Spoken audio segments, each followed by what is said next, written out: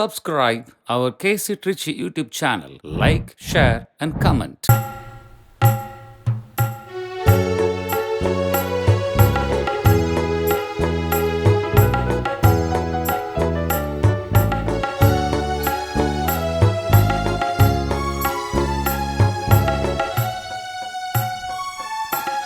இறைவா இதோ வருகின்றோம், உம் திரு உள்ளம் நிறைவேற்ற.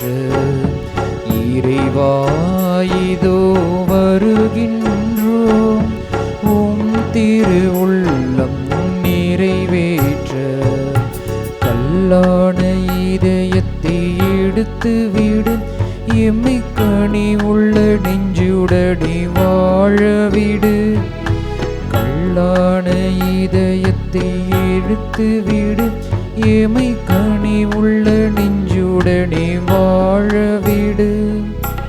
எம்மையை நாங்கள் மறக்கவிடு, எம்மையை நாங்கள் மறக்கவிடு. நெஞ்சம் ஏனையோர் துன்பம் நினைக்கவிடு.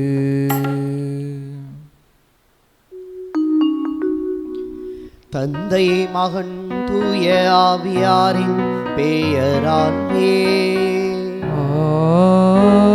ஆமென். நம் ஆண்டவராகிய இயேசு கிறிஸ்துவின் அருளும் கடவுளின் அன்பும் தூய ஆவியாரின் தோழமையும் உங்கள் அனைவரோடும் இருப்பதாக. உம் ஆன்மாவோடும் இருப்பதாக. இயேசுவில் பிரியமான சகோதர சகோதரிகளே, கேசி திருச்சியினுடைய இணையதள துருப்பலின் வழியாக உங்கள் ஒவ்வொருவரையும் சந்திப்பதில் பெருமகிழ்ச்சி அடைகின்றேன். இறைவன் இன்றைய நாளில் திருமணம் என்னும் அருளடையாள கொண்டாட்டத்தினுடைய முறிவுபடாத தன்மையையும் அதன் உடன்படிக்கையின் மேன்மையையும் சுட்டி காட்டுவதாக இன்றைய நற்செய்தியின் வழியாக ஆண்டவர் நமக்கு அறிவுறுத்துகின்றார். 7 அருள் அடையாளங்களில் ஒன்றாக விளங்குகின்ற இந்த திருமணத்தினுடைய முழுமையான ஆசிர்வாதம் என்பது எத்தகையதாக நமது வாழ்க்கையில் இருக்கிறது என்பதை உணர்த்துகிற இறைவாக்கின் பின்னணியில் நாம் சிந்திக்க அழைக்கப்படுகின்றோம். மேலுமாக இன்றைய நாளில் புனித மேக்ஸ்வெல்லியன் மரிய கோல்ஃபே என்ற புனிதரை நாம் நினைவு கூறுகின்றோம்.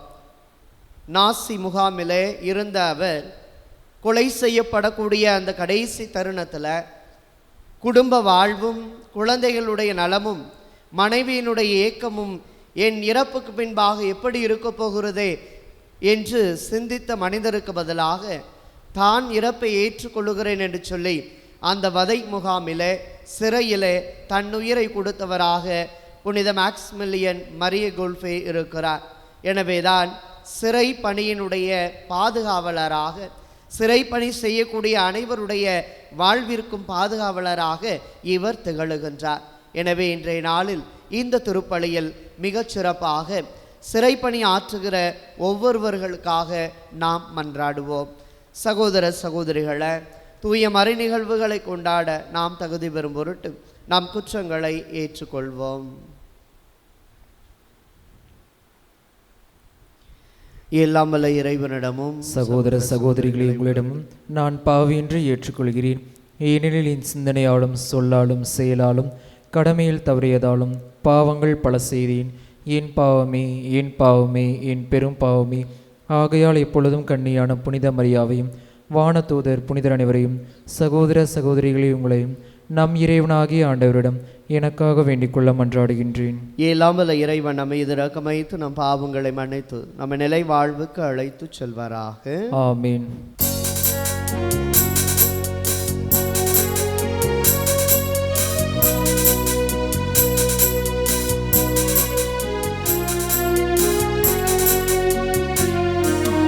ஆண்டவரே இரக்கமாயிரும்.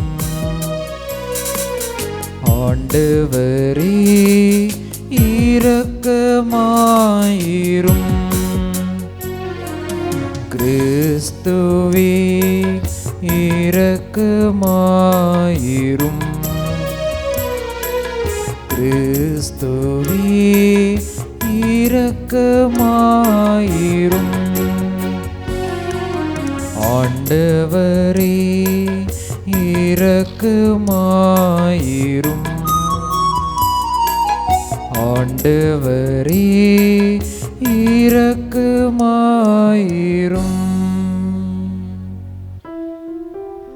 மன்றாடுவோமாக.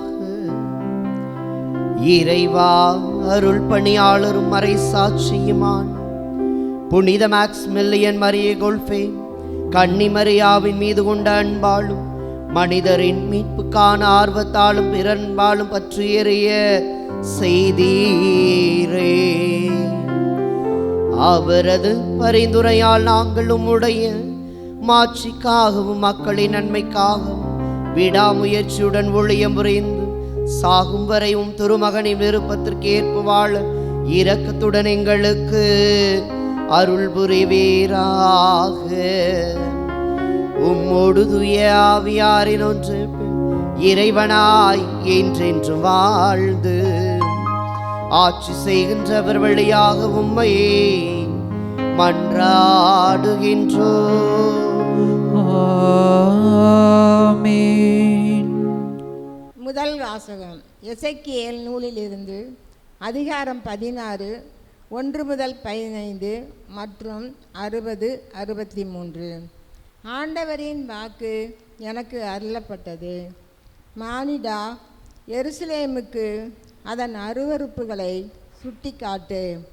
நீ சொல், தலைவராகிய ஆண்டவர் எருசலேமுக்கு கூறுவது இதுவே: நீ தோன்றியதும் பிறந்ததும் கானான் நாட்டிலே. உன் தந்தை ஓர் எமோரியன், உன் தாய் ஓர் இத்தியல். நீ பிறந்த வரலாறு இதுவே: நீ பிறந்த அன்று உன் கொப்புள் கொடி அறுக்கப்படவில்லை. நீ நீராட்டப்பட்டு தூய்மையாக்கப்படவில்லை. உப்பு நீரால் கழுவப்படவில்லை. துணிகளால் சுற்றப்படவும் இல்லை. உன்னை இரக்கத்துடன் கண்ணோக்கி உனக்காக வருந்தி இவற்றுள் ஒன்றையேனும் உனக்கு செய்வாரில்லை. ஆனால் நீ திறந்த வெளியில் எரியப்பட்டாய். ஏனெனில் நீ பிறந்த நாளிலேயே வெறுத்து ஒதுக்கப்பட்டாய்.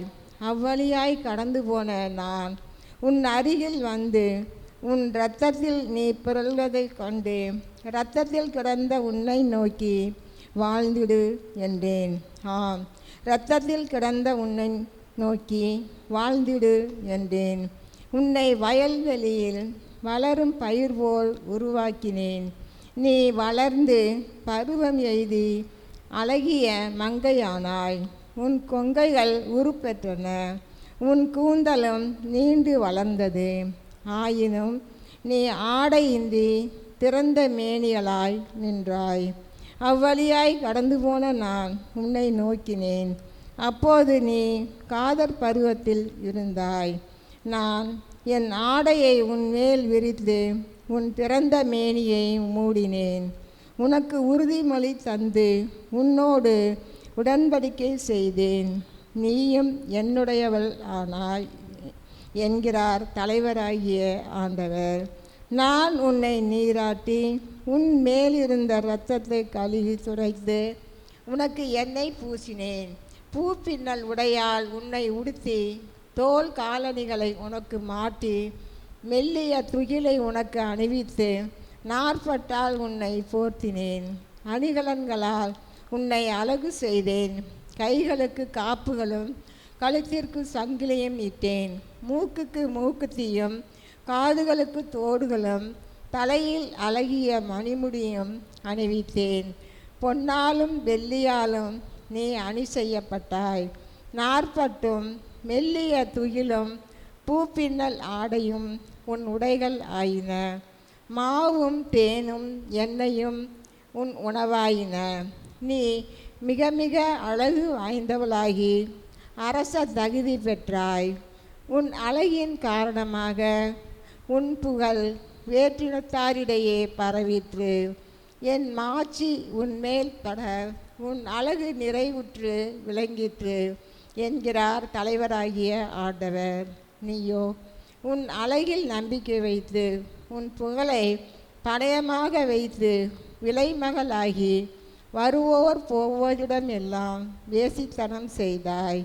ஆயினும் உன் இளமையின் நாள்களில் உன்னோடு செய்த உடன்படிக்கையை நினைவு கூர்ந்து என்றுமுள்ள உடன்படிக்கையை உன்னோடு செய்வேன்.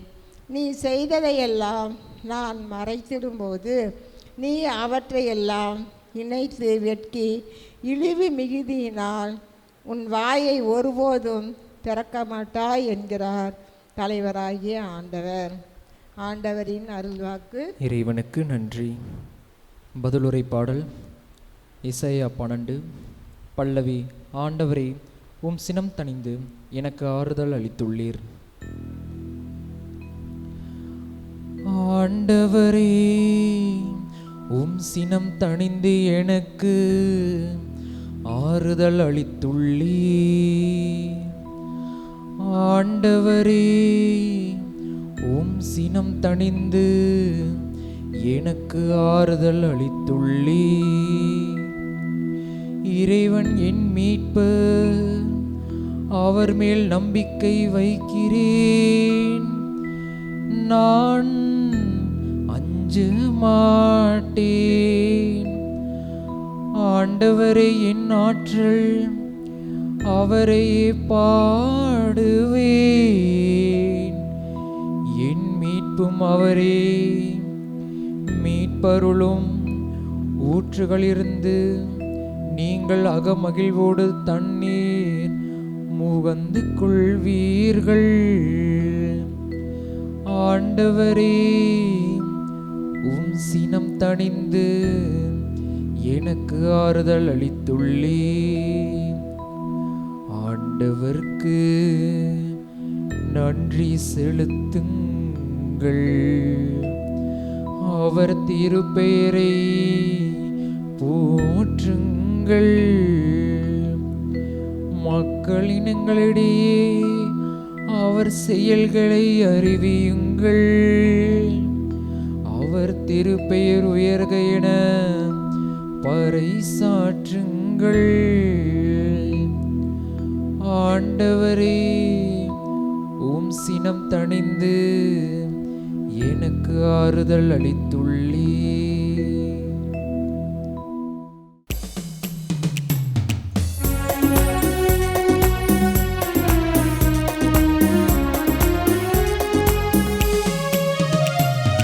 அல்லேலூயா, அல்லேலூயா, அல்லேலூயா, அல்லேலூயா, அல்லேலூயா, அல்லேலூயா, அல்லேலூயா, அல்லேலூயா.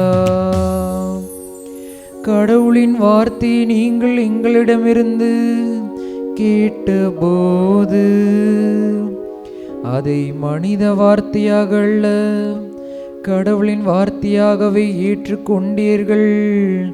அல்லேலூயா, அல்லேலூயா, அல்லேலூயா, அல்லேலூயா, அல்லேலூயா. ஆண்டவர் உங்களோடு இருப்பாராக. உம் ஆன்மாவோடும் இருப்பாராக. மத்தேயு எழுதிய தூய நற்செய்தியிலிருந்து வாசகம். ஆண்டவரே, மாட்சி உமக்கே. பிரிவு 19 இறை வார்த்தைகள் 3 தொடங்கி 12 வரை. அக்காலத்தில் பரிசேயர் இயேசுவை அணுகி அவரை சோதிக்கும் நோக்குடன், ஒருவர் தம் மனைவியை காரணத்தையாவது முன்னிட்டு விலகி விடுவது முறையா என்று கேட்டனர். அவர் மறுமொழியாக, படைப்பின் தொடக்கத்திலேயே கடவுள் ஆணும் பெண்ணுமாக அவர்களை படைத்தார் என்று நீங்கள் மறைநூலில் வாசித்ததில்லையா என்று கேட்டார். மேலும் அவர், இதனால் கணவன் தன் தாய் தந்தையை விட்டுவிட்டு தன் மனைவியுடன் ஒன்றித்திருப்பான், இருவரும் ஒரே உடலாய் இருப்பர். இனி அவர்கள் இருவர் அல்ல, ஒரே உடல். எனவே கடவுள் இணைத்ததை மனிதர் பிரிக்காதிருக்கட்டும் என்றார். அவர்கள் அவரை பார்த்து, அப்படியானால் மணவிலக்கு சான்றிதழை கொடுத்து மனைவியை விலக்கிவிடலாம் என்று மோசே கட்டளையிட்டது ஏன் என்றார்கள். அதற்கு அவர், உங்கள் கடின உள்ளத்தின் பொருட்டே உங்கள் மனைவியரை விலக்கி விடலாம் என்று மோசே உங்களுக்கு அனுமதி அளித்தார். ஆனால் தொடக்க முதல் அவ்வாறு இல்லை. பரத்தமையில் ஈடுபட்டதற்காக அன்றி வேறு எக்காரணத்தையாவது முன்னிட்டு தம் மனைவியை விலக்கிவிட்ட வேறு ஒரு பெண்ணை மணப்பவன் எவனும் விபச்சாரம் செய்கிறான் என நான் உங்களுக்கு சொல்கிறேன் என்றார். அவருடைய சீடர்கள் அவரை நோக்கி, கணவர் மனைவியர் உறவு நிலை இத்தகையது என்றால் திருமணம் செய்து கொள்ளாதிருப்பதே நல்லது என்றார்கள். அதற்கு அவர், அருள்கொடை பெற்றவரன்றி வேறு எவரும் இக்கூற்றை ஏற்றுக்கொள்ள முடியாது. சிலர் பிறவியிலேயே மன உறவு கொள்ள முடியாதவராய் இருக்கின்றனர். வேறு சிலர் மனிதரால் அந்நிலைக்கு ஆளாக்கப்படுகின்றனர். மற்றும் சிலர் விண்ணரசின் பொருட்டு அந்நிலைக்கு தம்மையே ஆளாக்கி கொள்கின்றனர். இதை ஏற்றுக்கொள்ளக்கூடியவர் ஏற்றுக்கொள்ளட்டும் என்றார். ஆண்டவரின் அருள்வாக்கு. கிறிஸ்துவே உமக்கு புகழ். திருமணம் எதற்காக? இயேசுவில் பிரியமான சகோதர சகோதரிகளே, இன்றைய நாளினுடைய இறை வாக்குகளை சிந்திக்கிற பொழுதும் இன்றைய நாளினுடைய புனிதரான புனித மேக்ஸ் மரிய கோல்ஃபே அவருடைய வாழ்வையும் குறித்து சிந்திக்கிற பொழுது இறைவன் நிறைவான ஆசீர்வாதங்களோடும் வல்லமை நிறைந்த ஒரு வாழ்வுதனை இறைவன் நமக்கு கொடுக்கின்றார். பிரியமானவர்களே, நம்முடைய வாழ்க்கையில் நமது கத்தோலிக்க கிறிஸ்தவ நம்பிக்கையின் அடிப்படையில் சிந்திக்கிற பொழுது நாம் 7 வகையான அருள் அடையாளங்களை நமது கத்தோலிக்க துரு அவையில் கொண்டிருக்கின்றோம். திருமுழுக்கு, நற்கருணை, உறுதி பூசுதல், ஒப்புரவு, நோயில் பூசுதல், குருத்துவம், திருமணம் என்று 7 அருளடையாள கொண்டாட்டங்களை நாம் நமது வாழ்வில் இறைவனுடைய பேரருளால் இறைவனுடைய பேரன்பால் பெற்றுக்கொள்ளுகிறோம் என்று சொன்னால், அதில் ஒன்றாக விளங்குகின்ற திருமணத்தை குறித்து இன்றைய நாளில் இறைவன் மிக தெளிவான புரிதல்களை நமக்கு கொடுக்கின்றார். வாழ்வினுடைய யதார்த்த சூழலை புரிந்து கொள்ள வேண்டும் என்று சொன்னால், வாழ்வின் யதார்த்த சூழலுடைய தன்மைகளை உணர்ந்து கொள்ள வேண்டும் என்று சொன்னால், மனிதன் கடவுள் எதை நமக்கு சொல்லுகிறாரோ அதை ஆழமாக புரிந்து கொள்வதில் அமைகின்றது நமது கத்தோலிக்க கிறிஸ்தவ வாழ்வு. காரணம், இறைவன் சொல்வதை கேட்காமல், இறைவன் எதை விரும்புகிறாரோ அதை செய்யாமல், இறைவன் எதற்காக நம்மை படைத்தாரோ அதை நிறைவேற்றாமலே நாம் கருவறை தொடங்கி கல்லறையில் நமது வாழ்க்கையை முடித்து விடுகின்றோம். நாம் செய்கின்ற ஒவ்வொரு காரியங்களையுமே கடவுள் விரும்புவதுபடி செய்தோமானால், கடவுள் எதிர்பார்ப்பதுபடி செய்தோமானால் நமது வாழ்வு இறைவனுடைய அருளால் நிறைந்திருக்கிறது என்பதைத்தான் இன்றைய நாளினுடைய வாசகங்கள் தெளிவுபடுத்துகின்றன. இன்றைய முதல் வாசகத்தை எடுத்துக்கொள்வோம். எசேக்கியேல் இறைவாக்கினர் நூலில் 16ஆம் அதிகாரத்தில் நாம் 1 முதல் உள்ள இறை வார்த்தைகளை சிந்திக்கிற பொழுது, கடவுள் நம்மை மிகச்சிறந்த ஆகச்சிறந்த படைப்பாக இந்த உலகிலே படைக்கின்றார். தொடக்க நூலில் 1ஆம் அதிகாரம் 26, 27 இறை வார்த்தைகளில் நம் உருவிலும் நம் சாயலிலும் உண்டாக்குவோம் என்று சொல்லி கடவுள் மானிடரை உலகிலே படைக்கின்றார். மனிதனை படைப்பதோடு மட்டும் கடவுள் நிறுத்திவிடவில்லை. மனிதனை படைத்ததோடு மட்டும் கடவுள் என்ன செய்தவில்லை, இந்த மானுடத்தை கைவிடவில்லை. மாறாக இன்றைய முதல் வாசகம் சொல்வது போல, குழந்தையாக பிறந்தது தொடங்கி அதனுடைய அடுத்தடுத்த கால சூழலுக்கேற்ப வளர்ச்சியிலே பங்கெடுப்பவராகவே இறைவன் இருக்கின்றார். ஆக ஒவ்வொரு காலகட்டத்திலும் ஒரு குழந்தை வளர்ந்து வருகிற பொழுது அந்த குழந்தை பருவம், அதன் பின்பு வருகின்ற அந்த பள்ளி பருவம், பதன்ம பருவம், அதன் பின்பு வருகிற இளைய பருவம், அதன் பின்பு வருகிற நடுவயது பருவம் மற்றும் முதிய பயணம், இது இப்படியாக எல்லாவற்றிலுமே கடவுள் தன்னை முழுமையாக மனிதனுடைய வளர்ச்சிக்காக கொடுக்கிறார் என்று சொன்னால், அதை மறந்து அதை இழந்து அதில் இழிவான தன்மைகளை கொண்டு வந்து சேர்ப்பவர்களாக மனிதர்கள் வாழ்ந்து விட்டார்கள் என்பதைத்தான் இன்றைய முதல் வாசகத்தில் இறைவன் சொல்லுகிறார். ஆனால் அதே வேளையில் நீ மாறலாம், ஆனால் நான் ஒருபோதும் மாறுவதில்லை. நீங்கள் உங்களுடைய செயல்களால் மாற்றங்களை கொண்டு வரலாம், நீங்கள் உங்களுடைய செயல்களால் என்னை புறக்கணிக்கலாம், நீங்கள் உங்களுடைய செயல்களால் என்னை வேண்டாம் என்று ஒதுக்கி விடலாம், ஆனால் நான் ஒருபோதும் உங்களை விட்டு பிரிவதில்லை, உங்களுக்கு முன்பாக எப்பொழுதுமே இருக்கிறேன் என்பதுதான் கடவுளுடைய ஆசீர்வாதம் பிள்ளைகளை. அப்படி என்றால் இந்த திருமணம் எதற்காக என்று சிந்திக்கிற பொழுது, கடவுள் அந்த குழந்தை பருவத்திலிருந்து நமது ஆசீர்வாதங்களை கொடுக்கின்ற கடவுள் திருமணம் என்னும் அருளடையாள கொண்டாட்டத்தின் வழியாக இன்றைய நாளினுடைய வாசங்களின் வழியாக நமக்கான ஆசீரை உறுதிப்படுத்துகின்றார். ஆக இன்றைய நற்செய்தியை சிந்திக்கிற பொழுது அங்கு இருக்கின்ற மனிதர்கள் எல்லாம் இயேசுவிடத்திலே கேள்வி கேட்கிறார். மனவிலக்கு அல்லது மனமுறிவு அல்லது மனமானவர்கள் பிரிந்து விடலாமா என்ற ஒரு கேள்வியை கேட்கிற பொழுது நிச்சயமாக ஆண்டவர் இயேசுவினுடைய பதில் என்பது அவர்களுக்கு சுருங்க கூறுகிற ஒன்றாகவே இருக்கிறது. காரணம், மனிதர் என்பவர் கடவுளுடைய படைப்பு. மனிதர் இணைத்ததை கடவுள் பிரிக்காதிருக்கட்டும் என்று விவிலியம் சொல்லவில்லை. மாறாக கடவுள் இணைத்ததை மனிதர் பிரிக்காதிருக்கட்டும் என்றுதான் மார்க்கு நற்செய்தியில 10ஆம் அதிகாரத்தில் நாம் பார்க்கிறோம் அன்புக்குரியவர்களே. அப்படி என்றால் கடவுள் இந்த திருமணத்தினுடைய மேன்மையை வைத்திருக்கிறார். கடவுள் இந்த திருமணத்தினுடைய வல்லமையை கொடுத்திருக்கிறார். கடவுள் இந்த திருமணத்தினுடைய மிகப்பெரிய ஆசீர்வாதங்களை ஒவ்வொரு திருமண தம்பதியருக்கும் கொடுத்திருக்கிறார் என்று சொன்னால் பிரிவு என்பது இருக்கக்கூடாது, பிளவு என்பது இருக்கக்கூடாது, பிரிந்து வாழுகிற பண்பு என்று இருக்கக்கூடாது, மனவிலக்கு சான்றிதழ் கொடுத்து பிரித்து விட வேண்டும் என்ற எண்ணம் இன்று அதிகமாகவே நம்முடைய கத்தோலிக்க துறவையில் இருக்கிறது. காரணம், மக்கள் எல்லாரும் கோயில் வாசலிலே, கோவில் சன்னிதானத்திலே திருமணத்தை மேற்கொண்டு கோர்ட் வாசலிலே பிரிந்து செல்லுகிற குடும்பங்களாக இருக்கிறார்கள் என்பது நிதர்சனமான உண்மை. ஆனால் ஆண்டவர் இயேசு கிறிஸ்து இது நல்லதல்ல என்பதைத்தான் இன்றைய நற்செய்தியிலே சொல்லுகின்றார். அன்று மோசே எழுதி வைத்தாரே, மனவிலக்கு சான்றிதழ் கொடுத்து பிரிந்து விடலாம் என்று எழுதி வைத்தாரே, அதற்கு இயேசு மிக அழகாக பதில் சொல்லுகிறார். என்னவென்றால், உங்களின் கடின உள்ளத்தின் பொருட்டே மோசே அப்படி ஒரு கட்டளையை கொடுத்தார் என்று சொல்லுகிறார். அப்படி என்றால் இந்த கடின உள்ளம் என்பது எங்கே இருக்கிறது? மனிதரிடத்தில் இருக்கிறது. பிரிந்து வாழ வேண்டும் என்ற சிந்தனை கடவுள் கொடுத்ததா? இல்லை, மனிதன் தனக்காக உருவாக்கி கொண்டது. ஆக பிரிந்த குடும்பங்களாக எல்லாரும் இருக்க வேண்டும் என்று கடவுள் விரும்புகிற ஒன்றா? இல்லை, மனிதனாக தன்னுடைய ஆணவம், கர்வம், ஆங்காரம், பொறாமை, ஏற்றத்தாழ்வு, ஏற்றுக்கொள்ள மனமில்லாமை என்ற பல்வேறு விதமான இவ்வுலக காரியங்களினால் நீ பெரியவனா நான் பெரியவளா என்ற பாகுபாடு தன்மையோடு எல்லாரும் பிரிந்து வாழுகிற ஒரு சூழலை இன்றைய நாளினுடைய திருமணங்கள் கொண்டிருக்கிறது என்று சொன்னால், பிரியமானவர்களே, இறைவன் அதை எதிர்பார்ப்பதே இல்லை.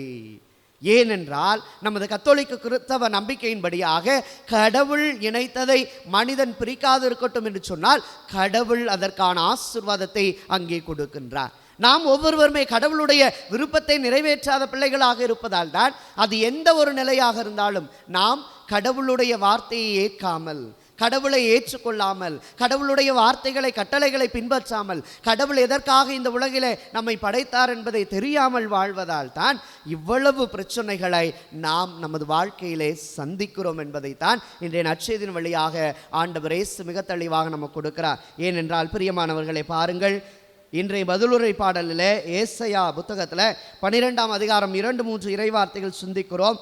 ஆண்டவரே, உம் சினம் தணிந்து எனக்கு ஆறுதல் அளித்துள்ளீர். கடவுள் கோபத்தோடு இருந்திருந்தால், கடவுள் வெறுப்போடு இருந்திருந்தால், இப்படி மனிதன் செய்து விட்டானே என்று கடவுள் அவனுக்கு எதிராக தீமைகளை, அழிவினுடைய பக்கங்களை கொடுத்திருந்தால் அவன் எப்படி வாழ்ந்திருப்பான்?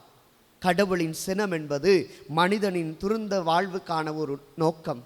கடவுளின் சினம் என்பது மனிதன் மனமாறி தன்னுடைய வாழ்வை பெற்றுக்கொள்ள வேண்டும் என்பதற்கான அடையாளம் பிள்ளைகளை. எனவேதான் இந்த நற்செய்தியிலே நாம் பாருங்கள், இதனால் கணவன் தன் தாய் தந்தையை விட்டு தன் மனைவியுடன் ஒன்றித்திருப்பார். ஆக கணவன் மனைவி இருவருமே சேர்ந்து வாழ்வது தான் இறைவனுடைய விருப்பம். ஆனால் இன்று நடக்கக்கூடிய பிரச்சனைகளை பார்க்கிற பொழுது எல்லாம் தலைகீழாக மாறி இருக்கிறது. திருச்சி மறை மாவட்டத்தில் நான் எங்களுடைய திருமண நீதிமன்றத்தில் 2 ஆண்டுகள் அங்கே இருக்கின்ற அருள் பணியாளரோடு சேர்ந்து பணியாற்றினேன். அப்பொழுது சந்தித்த மிகப்பெரிய ஒரு புரிதல் என்னவென்றால், அங்கு சந்தித்த மிகப்பெரிய ஒரு காரியம் என்னவென்றால், மகனும் மகளும் தங்களுடைய பிள்ளைகளாகவே காலம் முழுவதும் இருக்க வேண்டும் என்று விரும்புகிறார்கள். அப்படி இருந்தால் ஏன் கல்யாணம் பண்ணி வச்சிங்க? மருமகன் மருமகள் இருவரையும் ஏற்றுக்கொள்ள முடியாத சூழலில் அவர்தம் பெற்றோர்கள் இருக்கிறார்கள் என்றால் எதற்கு இவ்வளவு ஆடம்பரத்தோடு எல்லாரையும் அழைத்து நீங்கள் திருமணம் செய்ய வேண்டும்? உங்கள் பிள்ளைங்களை உங்கள் வீட்டில் நீங்களே வச்சுக்கலாமே. பிரியமானவர்களே, திருமணம் என்பது அவர்கள் இருவருக்குள் இருக்கின்ற முழுமையான இறை தேடல். ஒரு மகனையும் மகளையும் கடவுள் தேர்ந்தெடுத்து, ஆணும் பெண்ணுமாக தொடக்கத்திலே தேர்ந்தெடுத்து அவர்களை கடவுள் இணைக்கிறார் என்று சொன்னால் அந்த கடவுளுடைய விருப்பத்திற்கு எதிர்மாறாக செயல்படுகிற குடும்பங்கள் இன்று அதிகம். ஒரு ஆணையும் பெண்ணையும் கடவுள் தேர்ந்தெடுத்து திருமண உறவில் அவர்களை வைக்கிறார் என்று சொன்னால், திருமண உறவை அவர் ஆசீர்வதிக்கிறார் என்று சொன்னால், அந்த திருமண உறவுக்கு தடையாக இருப்பவர்கள் இன்று பெற்றோர்களாக இருக்கிறார்கள் என்பது நிதர்சனமான உண்மை. இதைத்தான் கடவுள் சொல்லுகிறார். கடவுள் நினைத்ததை மனிதர் பிரிக்காதிருக்கட்டும். எந்த மனிதரும் பிரிக்க வேண்டாம். ஏனென்றால் சண்டை சச்சரவுகள், ஏற்ற இறக்கங்கள், சமூக படிப்பினைகள் எல்லாம் அவர்களுடைய சூழலில் வருகிற பொழுது தட்டு தடுமாறி அவர்களை வளர்ச்சியினுடைய பாதையை நோக்கி பயணிப்பார்கள். அதைத்தான் இன்றைய நற்செய்தியிலே இயேசு மிக தெளிவாக சொல்லுகிறார். மன உறவு என்பது மகத்துவமானது. மனித உலகிலே கடவுள் இந்த மன உறவுக்கு ஆசீர்வாதம் கொடுத்திருக்கிறார் என்றால், அந்த மன உறவை மன முறிவுக்கு ஏன் கொண்டு வருகிறீர்கள்? மன முறிவுக்கு ஏன் நீங்கள் அதை கையளிக்கிறீர்கள்? அது என்னுடைய சித்தம் அல்ல, என்னுடைய திருவுளம் அல்ல, என்னுடைய விருப்பம் அல்ல என்பதுதான் கடவுள் இன்றைய நாளில் சொல்லக்கூடிய அருமையான சிந்தனை. பிரியமானவர்களே, பல நேரங்களில் திருமண திருப்பலை நிறைவேற்றுகிற பொழுதெல்லாம் நான் எனக்குள் ஜெபித்துக் கொள்வது ஒன்றே ஒன்றுதான். நான் திருமண திருப்பலி நடத்துகிற பொழுது இந்த மக்கள் கடைசி வரை உடன்படிக்கையினுடைய உன்னதமான அர்த்தத்தை புரிந்து கொள்ள வேண்டும் என்பதுதான் காரணம். கத்தோலிக்க திருச்சபையில் திருமணம் என்பது ஒப்பந்தம் அல்ல, அது உடன்படிக்கை.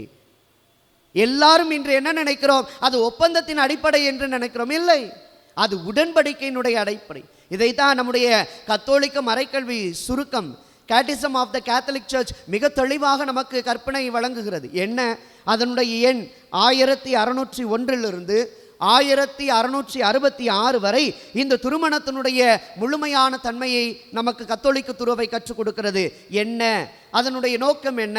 தம்பதியரின் நன்மைக்காகவும் பிள்ளைகளை பெற்று வளர்ப்பதற்காகவும் ஓர் ஆணுக்கும் பெண்ணுக்கும் இடையேயான வாழ்நாள் முழுவதற்குமான ஓர் உடன்படிக்கை மற்றும் கூட்டாண்மை தான் இந்த திருமணம் என்று நமது கத்தோலிக்க மறைக்கல்வி சுருக்கம் நமக்கு சொல்லுகிறது. பிள்ளைகளை, அப்படி என்றால் லைஃப் லாங் என்னது கவனன்ட் என்று அதை நாம் புரிந்து கொள்ள அழைக்கின்றோம். எனவே சிந்திப்போம் இன்றைய நாளில் திருப்பலியில்.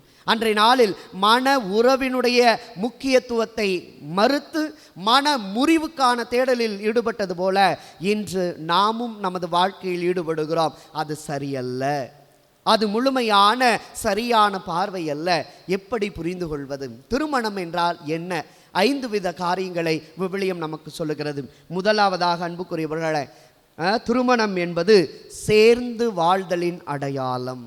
தொடக்க நூலிலே 2ஆம் அதிகாரம் 18வது இறைவார்த்தையில் இறைவன் மானிடரை இந்த உலகில் படைத்த பொழுது அவர்கள் தனிமையாக இருப்பது நல்லதென்று அவர்கள் சேர்ந்து வாழ இந்த திருமணத்தை உருவாக்கினார். இரண்டாவதாக, திருமணம் என்பது மகிழ்ந்திருப்பதற்கான அடையாளம். இதைத்தான் நீதிமொழிகள் புத்தகம் 5ஆம் அதிகாரம் 18வது இறைவார்த்தை சொல்லுகிறது.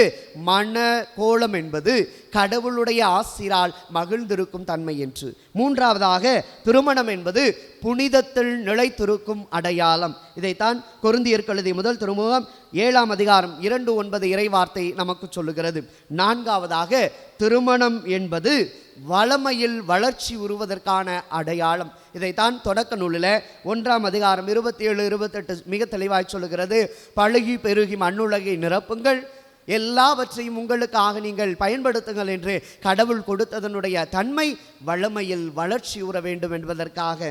ஐந்தாவதாக, திருமணம் என்பது முன்மாதிரியான வாழ்விற்கான அடையாளம். இதைத்தான் எபேசியர் திருமுகத்தில் 5ஆம் அதிகாரம் 23 முதல் 32 வரை புனித பவுலடியார் மிக தெளிவாக கொடுக்கிறார். எனவே சிந்திப்போம் அன்புக்குரியவர்களை, நம்முடைய வாழ்க்கையில் குறிப்பாக கத்தோலிக்க துரு அவையில் திருமணம் என்பது மன முறிவுக்கான தேர்வு அல்ல, மாறாக மன உறவுக்கான தேர்வு. சிந்திப்போம். தொடர்ந்து நமது வாழ்க்கையில், நம் குடும்பங்களில், நாம் வாழும் சமூகத்தில் இந்த கத்தோலிக்க துரு அவையில் திருமணம் எதற்காக என்பதை கடவுள் தெளிவாக கொடுத்திருக்கிறார். அது பிரிந்து செல்வதற்காக அல்ல, பிரியமாக நமது வாழ்வை அமைத்துக் கொள்வதற்காக. அப்படி என்றால் இந்த திருமணத்தை எப்படி நாம் முழுமையான இறை ஆசிராக பெற்றுக்கொள்ள வேண்டும் என்றால் 4 சிந்தனைகளை நமது மனதிலே வைத்துக் கொள்ள வேண்டும். முதலாவதாக, திருமணத்தை பிரமாணிக்கத்தோடு வாழ கற்றுக்கொள்ள வேண்டும். மார்க் நற்செய்தி 10:9 கடவுள் இணைத்ததை மனிதன் பிரிக்காதிருக்கட்டும் என்பது பிரமாணிக்கத்தின் அடையாளம். எனவேதான் ஒவ்வொரு திருமண திருப்பலியினுடைய வாக்குறுதியில இன்பத்திலும் துன்பத்திலும் உடல்நலத்திலும் நோயிலும் நான் உனக்கு பிரமாணிக்கமாக இருந்து என் வாழ்நாள் எல்லாம் உன்னை மதிக்கவும் நேசிக்கவும் வாக்களிக்கிறேன் என்று மணமக்கள் ஒருவர் மற்றவருக்கு வாக்குறுதி கொடுக்கிறார்கள். இது முதல் சிந்தனை. இரண்டாவது, பிரியாமல் வாழுங்கள் என்பதுதான் திருமணம் சுட்டி காட்டுகின்ற பண்பு. ஏதோ இன்று திருமணம் முடித்தோம், அடுத்த மாதம் பிரிந்து விடுவோம், அடுத்த வருடம் பிரிந்து விடுவோம் என்பது அல்ல. இன்று வாருங்கள், நமது சமூகம் மிக மோசமான நிலைக்கெல்லாம் மாறிக்கொண்டிருக்கிறது. லிவிங் டுகெதர் என்று சொல்லுகிறார்கள், பல்வேறு விதமான அநீதியான திருமண உறவுகளை சொல்லுகிறார்கள். இப்படியாக இல்லை, பிரியாமல் வாழ வேண்டும், அவர்கள் எப்பொழுதுமே கடவுள் கொடுத்த அந்த ஆசீர்வாதத்தோடு வாழ வேண்டும் என்பதுதான் இரண்டாவது சிந்தனை. இதைத்தான் எபேசியர் புத்தகம் 4:26 சொல்லுகிறது. மூன்றாவதாக, திருமணத்தினுடைய நோக்கம் என்பது பிறர் அன்பு பணி செய்து வாழ்வது. நாம் மட்டும் வாழ்வதல்ல, நம்மை சுற்றி இருப்பவர்கள், நம்முடைய பெற்றோர்கள், நம்முடைய மாமியார், சித்தப்பா, பெரியப்பா, அண்ணன், தம்பி என்று ஒட்டுமொத்தமான நமது குடும்ப உறவு பிறர் அன்பு பணியால் வாழ வேண்டும் என்பது மூன்றாவது ஆசிராக இருக்கிறது. கடைசியாக அன்புக்குரியவர்களே, பிரியமுடன் வாழ்வதுதான், அன்புடன் வாழ்வதுதான், கனிவுடன் வாழ்வதுதான் திருமண வாழ்வு என்று இனிமை மிகு பாடல்கள் 4ஆம் அதிகாரம் 7வது இறைவார்த்தையிலே நாம் பார்க்கிறோம். இன்றைய நாள் திருப்பலி மிக அற்புதமான அதிசயமான ஆசீர்வாதங்களை கொண்டு வருகிற திருப்பலி. திருமணத்தை புரிந்து கொள்வோம், திருமணம் எதற்காக என்பதை ஏற்றுக்கொள்வோம். இறைமகன் இயேசு கிறிஸ்து திருமணத்தை எப்படியெல்லாம் கையாள வேண்டும், சிந்திக்க வேண்டும், அதை உணர்ந்து கொள்ள வேண்டும் என்று நமக்கு உணர்த்திருக்கிறார். அத்தகைய வாழ்வுக்காக இத்திருப்பலிகளை நாம் மன்றாடுவோம். குறிப்பாக பிரிந்து வாழுகின்ற குடும்பங்கள் விரைவில் ஒன்று சேரவும், பிரிவினுடைய தன்மைகளை அகற்றி பிரியமுடன் அவர்களுடைய வாழ்வை அர்ப்பணித்துக் கொள்ள இறைவன் தாமே அவருக்கு அருளையும் ஆசிரியம் வழங்க வேண்டும் என்று சொல்லி தொடர்ந்து இந்த திருப்பலிகளை மன்றாடுவோம். இறைவன் நம்ம ஒவ்வொருவரையும் ஆசிர்வதிப்பாராக. ஆமேன்.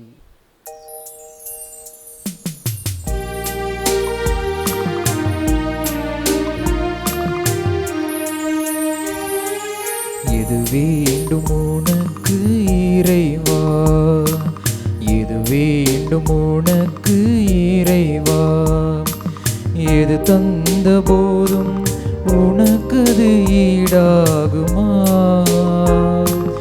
உனக்கது ஈடாகுமா.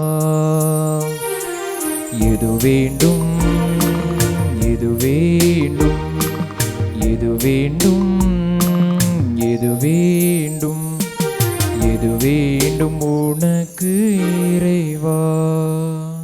சகோதர சகோதரிகளே, என்னுடையதும் உங்களுடையதுமான இப்பலி எல்லாம் வல்ல தந்தையாக இறைவனுக்கு ஏற்றதாகும்படி மன்றாடுங்கள். ஆண்டவர் தமது பேரின் புகழ்ச்சிக்காகவும் ஆட்சிக்காகவும் நமது நன்மைக்காகவும் புனித திரு அவை அனைத்து நலன்களுக்காகவும் மது கையிலிருந்து பலியை ஏற்றுக்கொள்வாராக.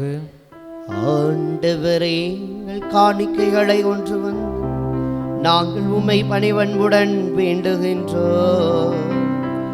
புனித மேக்ஸ்மிலியன் மரிய கோல்ஃபைன் எடுத்துக்காட்டால் இக்காணிக்கைகளோடு எங்கள் வாழ்க்கையும் உமக்கு ஒப்பு கொடுக்க கற்றுக்கொள்வோமாக.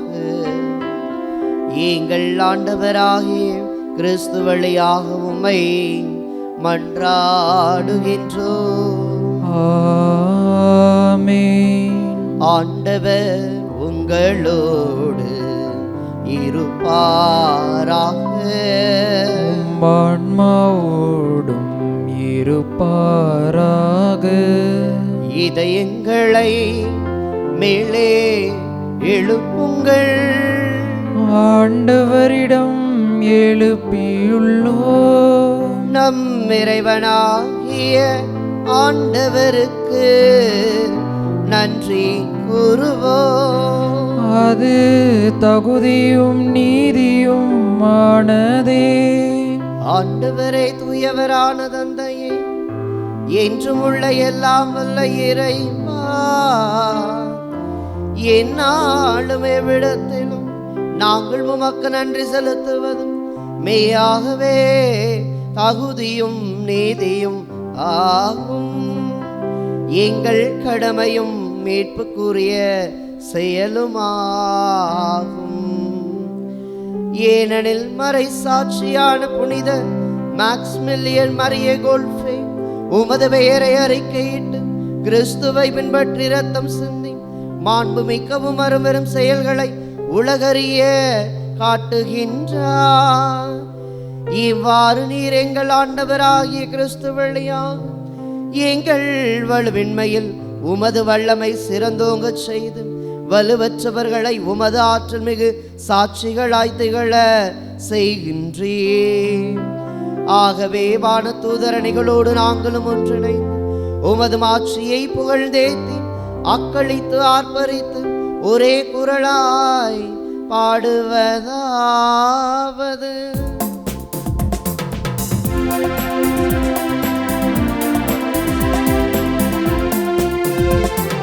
தூயவர் தூயவர் தூயவர் வான்படைகளின் கடவுளாம் ஆண்டவர். ஆண்டவர் விண்ணகமும் வண்ணகமும் உமது மாட்சியால் நிறைந்துள்ளன. உன்னதங்களிலே ஓசன்னா, ஆண்டவர் பெயரால் வருகிறவர் ஆசீர் பெற்றவர். உன்னதங்களிலே ஓசன்னா, உன்னதங்களிலே ஓசன்னா. ஆண்டவரே, நீர்மையாகவே தூயவர், தூய்மை அனைத்துக்கும் ஊற்று. ஆகவே உம்முடைய ஆவியை பொழிந்து இக்காணிக்கைகளை தூய்மைப்படுத்த உம்மை வேண்டுகின்றோம். இவ்வாறு எங்கள் ஆண்டவர் இயேசு கிறிஸ்துவின் உடலும் இரத்தமுமாக எங்களுக்கு இவை மாறுவனவாக. அவர் பாடுபட உள்ளம் கணிந்து தம்மை கையளித்த போது அப்பத்தை எடுத்து நன்றி செலுத்தி தம் சீடருக்கு அழைத்து கூறியதாவது: அனைவரும் இதிலிருந்து பெற்று உண்ணுங்கள், ஏனெனில் இது உங்களுக்காக கையளிக்கப்படும் என் உடல்.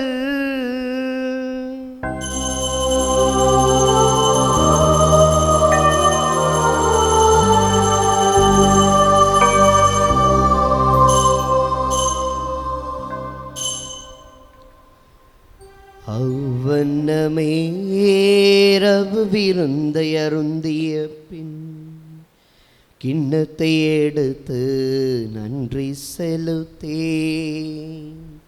தம் சீடருக்கு அழைத்து அவர் கூறியதாவது: அனைவரும் இதிலிருந்து பெற்று பருகுங்கள், ஏனெனில் இது புதிய நிலையான உடன்படிக்கைக்குரிய என் இரத்தத்தின் கிண்ணம். இது பாவ மன்னிப்புக்கென்று உங்களுக்காகவும் பலருக்காகவும் சிந்தப்படும். இதை என் நினைவாக செய்யுங்கள். இதை என் நினைவாக செய்யுங்கள்.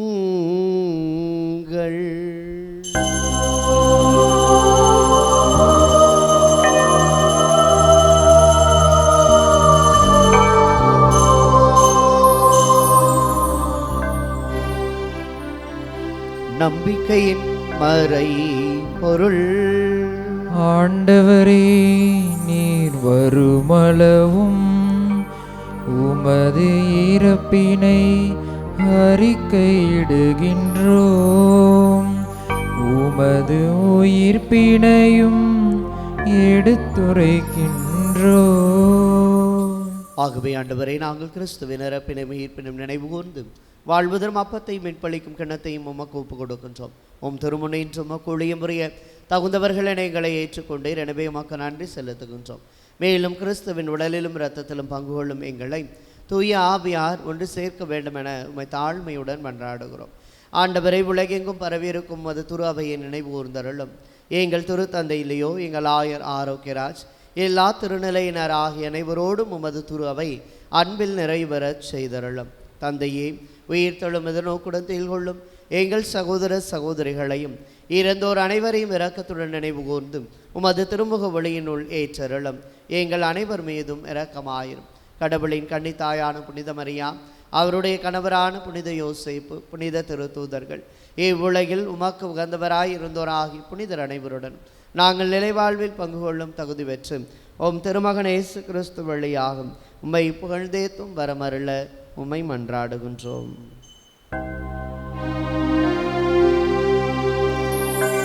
இவர் வழியாக இவரோடையவரில் எல்லாம் அல்ல இறைவனாகிய தந்தையே,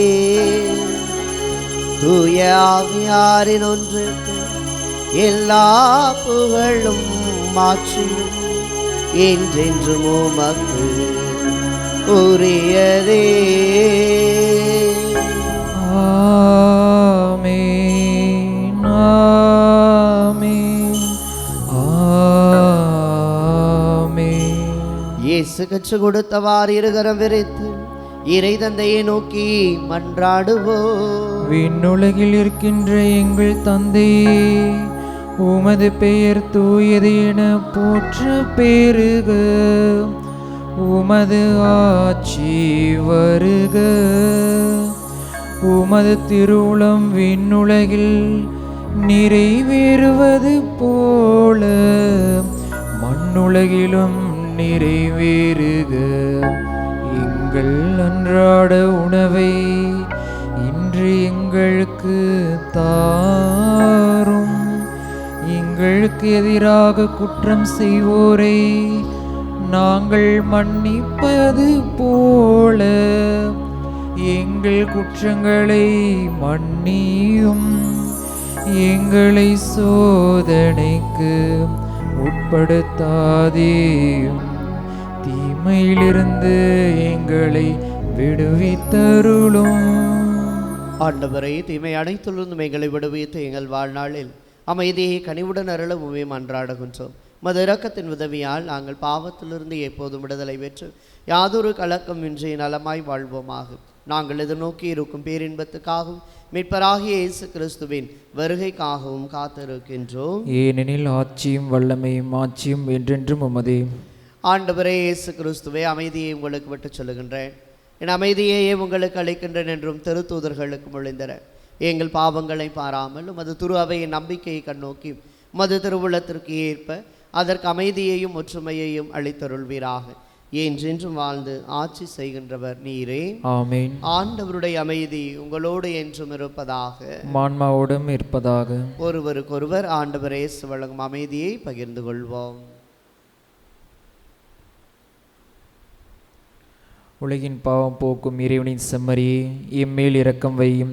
உலகின் பாவம் போக்கும் இறைவனின் செம்மறியே, எம்மேல் இரக்கம் வையும். உலகின் பாவம் போக்கும் இறைவனின் செம்மறியே, எமக்கு அமைதி அளித்தருளும். இதோ இறைவனின் செம்மறி, இதோ உலகின் பாவங்களை போக்குவதற்காக வந்தவர். பிரமாணிக்கத்தோடும் பிரியா மனநிலையோடும் பிறரன்பு பணி செய்வதிலும் எப்பொழுதும் வாழ கற்றுக் கொடுக்கும் ஆண்டவர் இயேசு இவர்தான். இவருடைய இந்த விருந்துக்கு அழைக்க பெற்றோர் பேறு பெற்றோர். ஆண்டவரே, நீர் நிலத்தில் எழுந்தருள நான் தகுதியற்றவன், ஆனால் ஒரு வார்த்தை மட்டும் சொல்லியல்லும் எனது ஆன்மா நலமடையும். ஆசை திருவிருந்துக்கான மன்றாட்டு. ஆண்டவரே, நீர் என் இல்லத்தில் எழுந்தருள நான் தகுதியற்றவன், ஆனால் ஒரு வார்த்தை மட்டும் சொல்லியருளும் என்று நூற்றுவர் தலைவன் ஜெபித்தது போல நாங்களும் இப்போது உம் திருப்பாதம் பணிந்து வேண்டுகிறோம். இனிய இயேசுவே, நாங்கள் தகுதியற்றவர்களாய் இருந்தாலும் எங்கள் தகுதியின்மையை பாராமல் நீர் எங்கள் உள்ளங்களில் எழுந்து வாரும். உம் அன்பிலும் அருளிலும் நாங்கள் நிலைத்திருக்க எம்முள் எழுந்து வாரும். உம் பிள்ளைகளாக உயிருள்ள உண்மை சாட்சிகளாக உமது நற்செய்தின்படி வாழ்பவர்களாக எங்களை உருமாற்ற வாரும். தந்தையின் திருவுளப்படி வாழ்ந்திட எங்களுக்கு துணை புரிந்திட வாரும். நன்மை செய்வதில் ஆர்வமுள்ளவர்களாய் தீமைகள் அனைத்திலிருந்தும் விடுதலை பெற்றவர்களாய் வாழவும் எங்களை வழிநடத்த வாரும். எல்லா நலன்களும் வளங்களும் எங்களை நிரப்ப வாரும். ஆமேன். நன்றி கூறி மன்றாடுவோமாக. ஆண்டவரே, திருமகனுடைய உடலாலும் இரத்தத்தாலும் ஊட்டம் பெற்ற நாங்கள் உம்மை பணிவன்புடன் வேண்டுகின்றோம். புனித மேக்ஸ்மில்லியன் மரிய கோல்ஃபை இந்த விருந்தினால் பெற்றுக்கொண்ட அன்பு எங்கள் உள்ளங்களிலும் பற்றி எறிவதாக. எங்கள் ஆண்டவராகிய கிறிஸ்து வழியாக உம்மை மன்றாடுகின்றோம். ஆண்டவர் உங்களோடு இருப்பாராக. ஆன்மாவோடும் இருப்பாராக. எல்லாம் வல்ல இறைவன் தந்தை, மகன், தூய ஆவியார் உங்களுக்கு ஆசி வழங்குவாராக. திருமணத்தின் பேருபலன்களை கொண்டாட சென்று வாருங்கள். திருப்பலி நிறைவேறிற்று. இறைவனுக்கு நன்றி.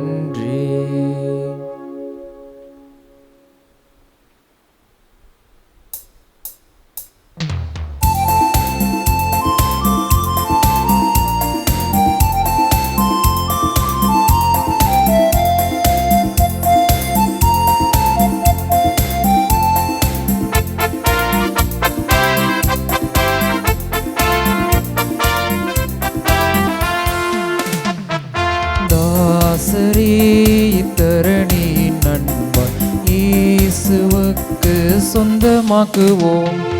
ஆசரி இத்தரணியின் நண்பர் இயேசுவுக்கு சொந்தமாக்குவோம். இயேசுவை கூறுவோம், அவரை காண்பிப்போம், மாயிருள் நீக்குவோம், வெளிச்சம் வீசுவோம். ஆசரே இத்தரணி நண்பாய் இயேசுவுக்கு சொந்தமாக்குவோம். நிலையான புகழுக்குரிய தூய்மை மிகு நற்கருணைக்கு எல்லா காலமும் ஆராதனையும் புகழும் ஆட்சியும் உண்டாக கடவது. தந்தை, மகன், தூய ஆவியாரின் பெயராலே ஆமீன்.